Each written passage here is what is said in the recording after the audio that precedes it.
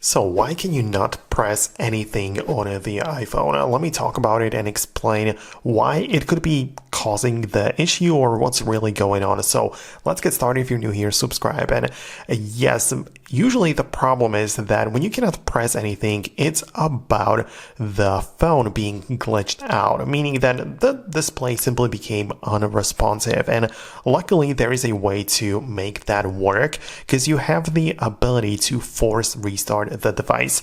So if you feel like the device doesn't really work, what you're going to do is to perform a sequence of pressing the volume up, volume down, and then holding down on the power button on the other side. So it would really look like this. So as you can see, I would just press it like this.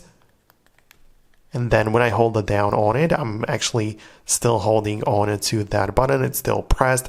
I just wait until the screen goes black and until the Apple logo appears. Usually you are supposed to wait until you just kind of like make the Apple logo appear like this, and you can now wait. So after this, after it goes through, you should be able to use the phone normally. In many cases, this resets the operating system and it just helps you restart it without pressing any buttons.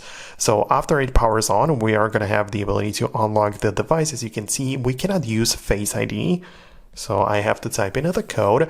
And now what I could do to prevent this from happening would be by going inside of the settings and finding General and Software Update. So this would mean that I would try to look up if there is a new software update available, and usually when I install the latest version, it hopefully will not happen anymore. So thanks a lot for watching. I'm going to wrap it up right now. Let me know your thoughts and opinions, and I'll see you later in the future uploads.